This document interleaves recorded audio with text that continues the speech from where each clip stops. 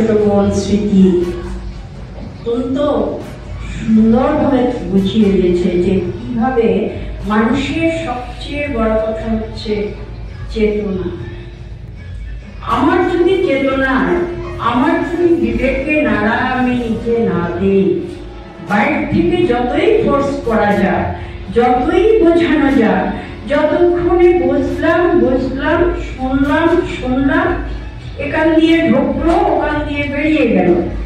কারণ আমার চিন্তার সাথে কথাটা মিলাতে হবে, যে মানুষটা যে এই কথা বললো কথাটা কি যুক্তি, যদি যুক্তিসঙ্গত হয়ে থাকে তাহলে আমার কর্তব্য এই কাজটা করা, আমি একটা মানুষ হিসেবে। আমরা কিন্তু মহিলা শব্দটা একটা ভারতবর্ষের কথা বলছি, আমাদের দেশের মহিলা শব্দটার মধ্যেই একটা অবহেলিত ভাব প্রকাশ পায়। ওটা মহিলা তো, কিন্তু সে যে মহিলা, পুরুষ বলতে বেশ শক্তিশালী অমুক্ত পুরুষ, সে যাই হোক তার যেমন একটা আলাদা দাম। ঠিক কি ঠিক বলো, ঠিক তো? অমুক কাজটা অমুক মহিলা, মানে মহিলা বলতেই মানে একটা অবহেলিত। আমরা বিপ্লবী সংগঠন, আমরা বিপ্লবী আদর্শ নিয়েছি, আমরা মহিলা আলাদা পুরুষ আলাদা এইভাবে আমরা দেখি না, দেখতে পারি না। আমরা জানি সমান অধিকার, মহিলারা যে অধিকার পুরুষেরও সেই অধিকার। মহিলারা যা পুরুষ যা বুঝতে পারে, মহিলারা মস্তিষ্কে কাজ কম করে না।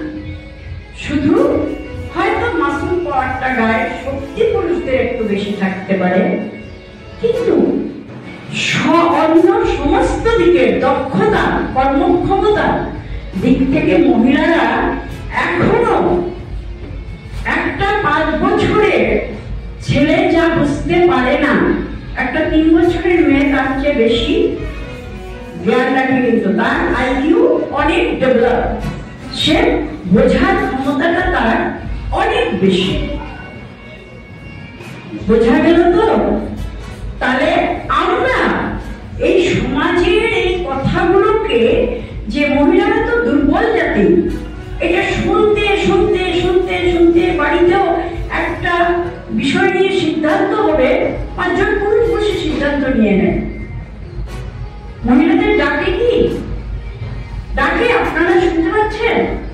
কোন একটা বিষয়ে যদি বাড়িতে একটা ধরুন বিয়েই হলো, বাড়িতে একটা জায়গা কিনেই হলো, যে কোনো সিদ্ধান্ত কাজে বলছি, আমি একটু উদাহরণ দিচ্ছি, ওটা কি মহিলাকে একবার জিজ্ঞেস করা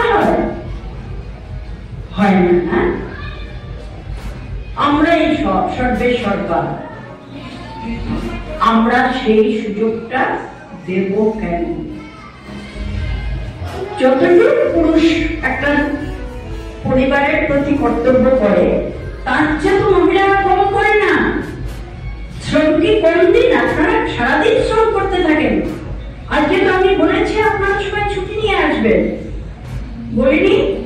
সবাইকে ছুটি নিতে বলেছি তো, যে আজকে পরিষ্কার বলে দেবেন আন্তর্জাতিক নারী দিবস, আমাদের আজকে ছুটি চাই, আমরা আজকে কাজ করতে পারবো না, আমাদের প্রোগ্রামে আজকে আমাদের যেতেই হবে, কারণ আমাদের আজকে শপথ নেওয়ার দিন। এই দিনটার ইতিহাস প্রতি বছরই বলে যায়, যে সেই 1857 সালের থেকে যে বস্ত্রশিল্পের মহিলারা কত বছর, 1857 আর 2025 কত বছর হলো?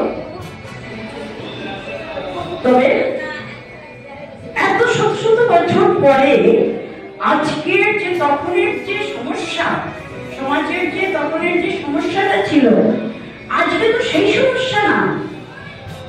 সেই সমস্যাকে তখন তারা লড়াই করে জয়ী হয়েছে। জয়ী হতে যত সময় পারেনি, আমি শর্টকাট বলে যাচ্ছি, কঠিন শব্দ ব্যবহার করছি না, হ্যাঁ, যত সময় তারা তাদের স্বার্থ আদায় করতে পারেনি, ততক্ষণ তো তারা লড়াই করে গেছে।